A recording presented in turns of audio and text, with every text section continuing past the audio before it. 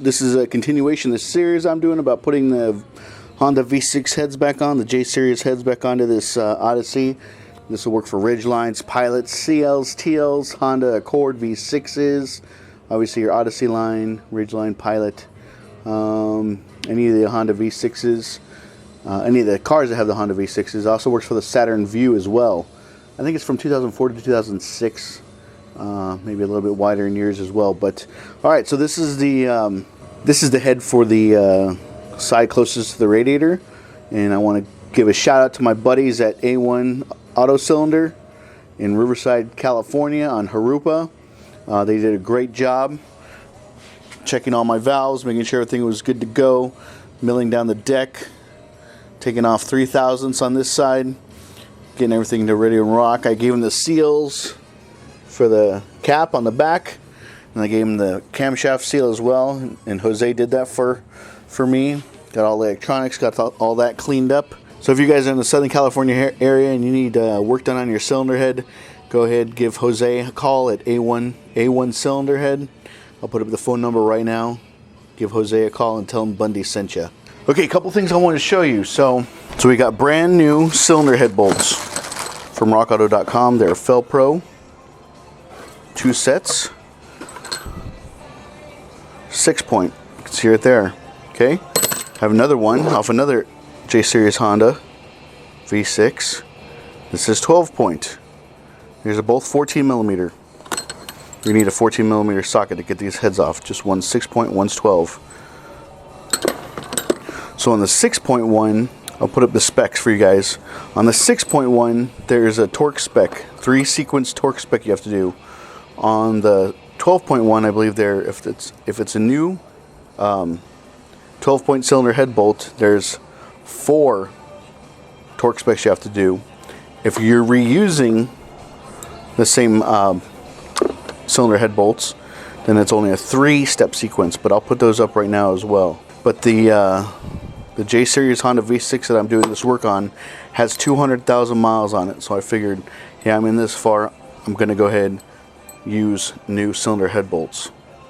Because after so many temperature, heat cycles, you could call it, getting hot, getting cold, getting hot, getting cold, I just didn't want to risk anything once I put everything together. This is a big job, kind of a pain, so I wanted to go ahead and get new cylinder head bolts for this engine. So before I do that, I know some of the manuals talk about using oil, but when you're torquing this bolt down, you want it to go nice and smooth. You want it just to be able to take your torque wrench and just turn it nice and smooth, okay? If my hand was a torque wrench, you just want it to go nice and smooth. You don't want it to jerk. And if you hear any of the metal binding onto the aluminum in the block, you have to start over. Honda recommends that you start over. So to help prevent any binding and to help facilitate the nice smoothness of getting the torque wrench to go, I use white lithium grease on the cylinder head bolts. I'll actually apply it here on the threads, okay? I'll apply it here on the back side of the washer, because this will actually sits on top of the block, the engine block. Then I'll also put it on the top side here as well, because as this gets compressed down, you're going to have contact on the head of the bolt and the washer. So you want to have a little bit of, I don't want to say protective film, but slipperiness on the top of the washer, on the bottom of the washer where it connects to the head, to the block. And you want slipperiness on the threads as well. A real good way to do that and achieve that is using white lithium grease. Picked this up from, where did I get this? O'Reilly's, CRC. It's our part number. Part number is SL3360. And I'm going to go ahead and do this to all 8 bolts. Then I'll bring you back and we'll get started, and I'll show you how to put the cylinder head onto a J Series Honda Acura V6. Also, using the white lithium grease, use this if you have new bolts or you're using the old bolts. If it's 6-point or 12-point, doesn't matter. Always use this to get nice uniform slipperiness and nice smooth action when you're torquing it down, alright? Let's talk about timing belt tensioners real quick. So, on the Honda J Series V6 engine, Acura J Series engine, you have 2 types of timing belt tensioners. This first one is I want to say spring-loaded. It's a little bit shorter in stature compared to this, what we call a hand grenade time belt tensioner. So what happens is when you get your time belt all set up, you have either a pin or this clip right here. Here's a pin, a grenade pin for this one.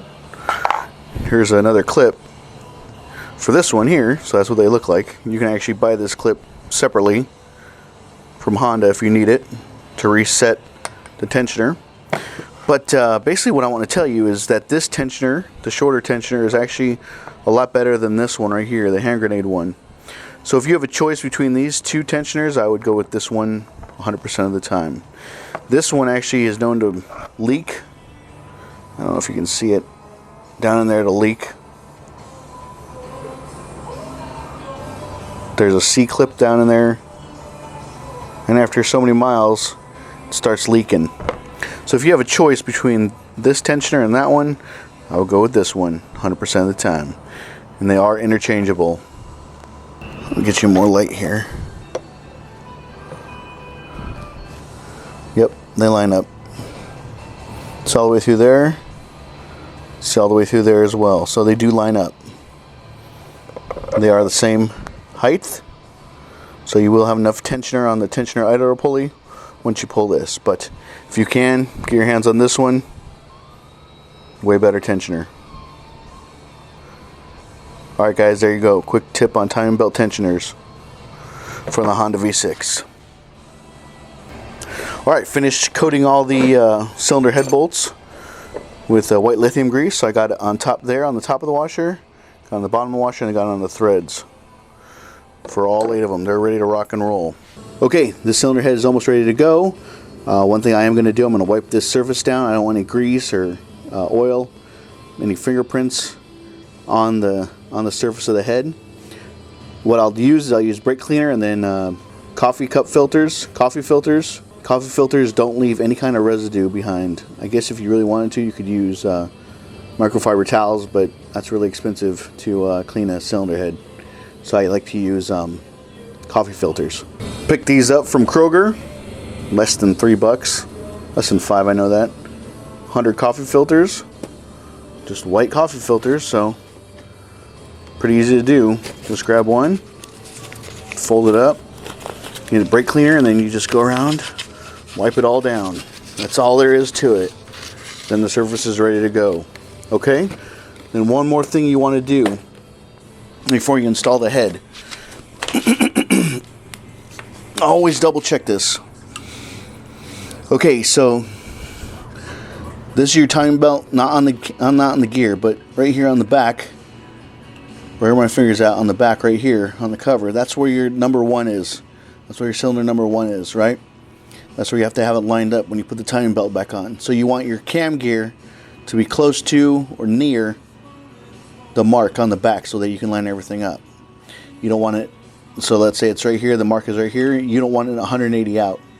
Alright, if it is 180 out, before you install the cylinder head, go ahead and rotate the cam gear back near or next to the timing belt mark.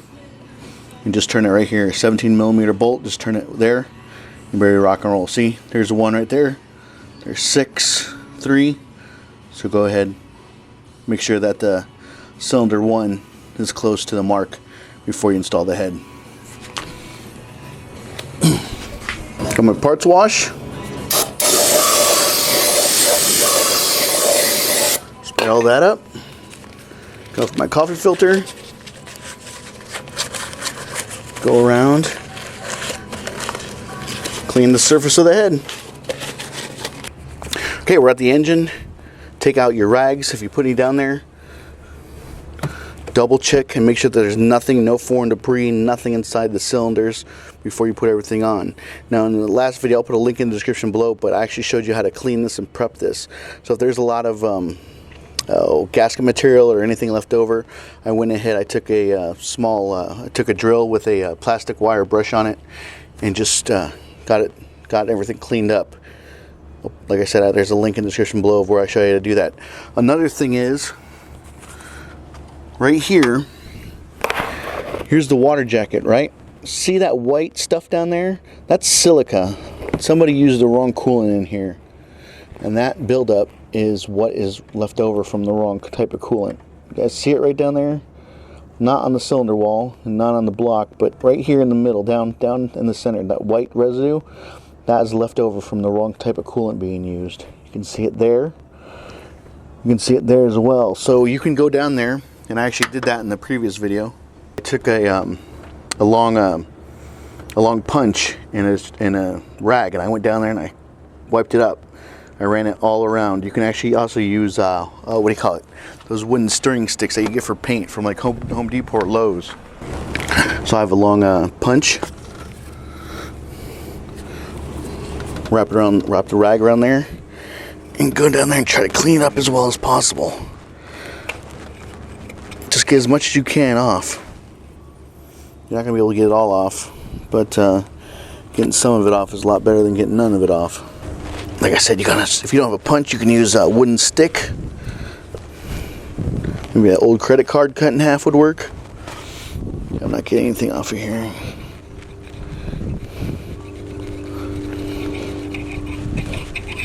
It's really built up. So this is a result of using the wrong type of coolant. Honda calls for coolant that does not have silica in it. So if you use a coolant that does have silica, this is a result. And this happens in all the coolant passages, the water pump, places you don't want to get this stuff into. So if you don't have access to Honda Type 2 blue coolant, O'Reilly Auto Parts sells a universal coolant that is compatible with the blue. But if you can go with the blue stuff, always stay there. Okay, getting the brake cleaner. Got my coffee filter here. Just go around and take your time and get any of the remaining oil, grease, dust. You just want a nice, good, clean mating surface for when you bring in the head gasket in. I bought my head gaskets from rockauto.com. When I first started this project, I thought maybe I could just get away with doing one side of the head, or one head I should say, but in the end I actually ended up pulling both heads. So when I ordered one head gasket. When I realized I had to get another head gasket, I ordered it from Rock Auto again, and I got a different type of gasket. I'll show you that in a second. Just take your time. Don't rush through this. Clean up as best as you can. So I have a Philpro head gasket over here. I have a Philpro head gasket over here. 26260 PT. 26260 PT, right? But the difference being is the first gasket I got, and this head is already set up. You can see right here, there's the tip of the head gasket. It's actually blue, right? So the second head gasket I ordered is black. You can see right here. I don't want to take it all the way out because I actually want to return this thing, get my 16 bucks back. So I was kind of disappointed because I wanted to have them both be the same exact type of head gasket. So I ended up having to go to AutoZone here in Riverside and buying a head gasket that was blue again. You can see right there. Oh, I should pull this one out. Let me open it up. Don't make the mistake I did. When you guys order head gaskets, go ahead and order 2 of them so you get the same exact one. This is pretty cool though. So it's a blue head gasket. So I'm going to read right here. This Permatech MLS is multi-layer steel. So this Permatech Torque MLS gasket features the next generation of MLS coatings. This new blue coating is specifically formulated for the aftermarket environment to provide improved cooling, seal, and durability. Bolt and block head threads must be clean and cleared. Do not open or remove head gasket as packaging until ready to install. Follow OE engine manufacturer replacement, lubricant, and torque specifications. Okay, so here it is. Here's the head gasket. Now the way I install head gaskets, I'm going to go ahead. I don't want to touch this surface at all. I'm actually going to take my hand, open it up like that, see where I'm at. I'm just touching the inside with my fingers, right? I need to get my my cylinder head guide pins. Okay, so the cylinder head has guide pins. When you remove when you remove the head, make sure that these come out with the engine. or come out with the head, or that they stay into the head. The last thing you want to do is drop it down here, which goes right into the oil pump, or not oil pump, the oil sump I should say, the oil pan gasket, oil pan. You don't want it to go down there. So there's one of them installed. Here's another one of them installed. Okay? You take your head gasket, you bring it down, you put it onto the guide pins. I'm not touching the surface at all. Push that out of the way. Okay, so your head gasket is in place. See how this nice blue coating, Felpro, made in the USA. Everything's lined up. You got your cylinder head guide pins in place. Make sure those are in place. Double check, make sure there's nothing inside the cylinders. You're good to go. If you put any rags down there, make sure the rags are out and out of the way. Make sure you're clear on everything, because you're going to bring in the head next. Okay, get the timing belt out of the way, push that out of the way. Bring this cooling passage system out of the way a little bit. Then we'll bring in the head. Try not to touch the head surface when you bring this in, because you've already cleaned it. If you have access to compressed air, go ahead. Take the air, blow the top of the head off. Okay, sorry you can't see that. I'm just taking the air and blowing the surface that I cleaned off the head. Okay, grabbing the sides. Don't drop this. Okay, everything's in place. I got the head. Check the cylinders, make sure that those are all good. Nothing in them, nothing in them.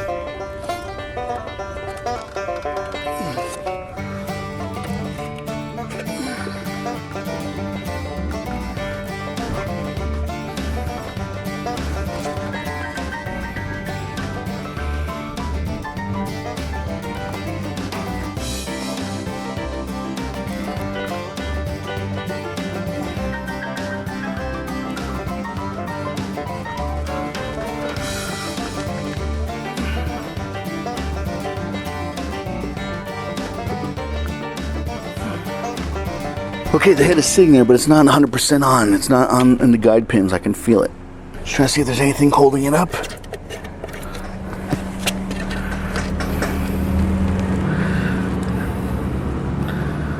think it's got to come over to the left a little bit, that way.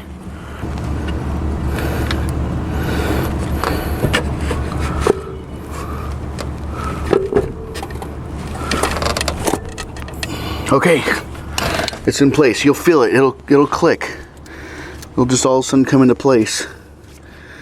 Okay, so what I like to do next is I'll take a mirror. I'll check all four corners. This corner, and the back as well with a mirror.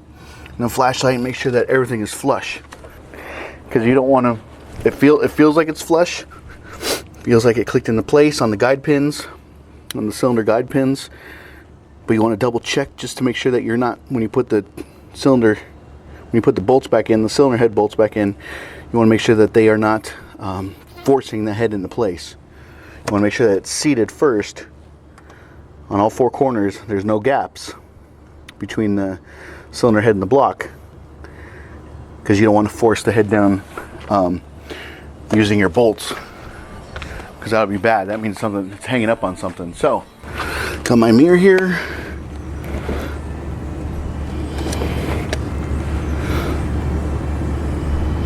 Looks good.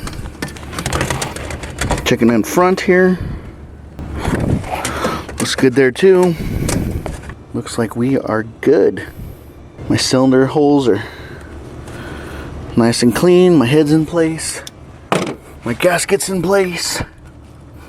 All right, let's bring in the cylinder head bolts. Okay, there's my book. Here's this torque sequence. This is the camshaft. This is the EGR cooler right here, this black mark. So we're looking straight down onto the head. Here's 1, 2, 3, 4, 5, 6, 7, 8. Okay? So we're going to put that there for reference. And I think our first torque spec is 29 foot-pounds, if I'm not mistaken. Yep, 29, 51, 72. 29, 51, 72.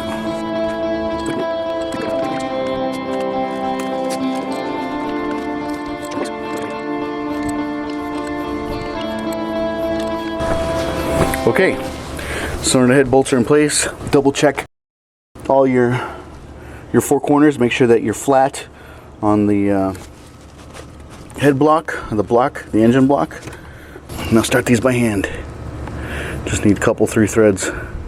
Don't run these down with an air gun or ratchet or electric ratchet. You want to start these by hand only. You do not want to cross thread these suckers down there. Okay, that one's good, that one's good. That one started, that one started, that one started. Okay, now that they're all started, there'll be a lot of screwing down, so I'm just gonna take a 14mm socket and slowly bring them down. So following my torque sequence, this is 1, this is 2, this is 3, this is 4, this is 5, this is 6, right below 6 is 7, and then right here in the corner is 8. So I'm actually gonna just, like I said, I'm gonna sort of run these down because I don't want to take all that time.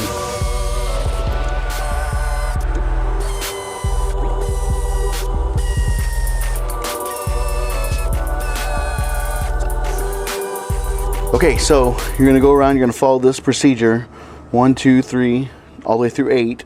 You're gonna do it 3 times. You're gonna go to 29 foot-pounds, 51 foot-pounds, and then 72 foot-pounds. But this is only for head bolts that are 6-point. If they're 12-point, I put it in earlier in the video, but I'll put it in again. The torque sequence is different, and it's different if you use new bolts or if you use your old bolts. But I'll put that up right now as well. Or I'll put it down in the description below, actually. So follow this around. You don't want these bolts to creak or give any kind of like it's being bound up at all. You just want to go smooth, clean action like this, all right? So if I have more room, 29, and then we'll go to 51, then 72. All right, I've got number 4 here. But you just follow that procedure all the way around and you're good to go. Alright guys, if you found this video helpful or any of my videos helpful, please consider subscribing to BundysGarage on YouTube. Questions, comments, concerns, you can always reach out to me at BundysGarage@gmail.com. You can follow me on Twitter. And like always, I'll keep them rolling for you.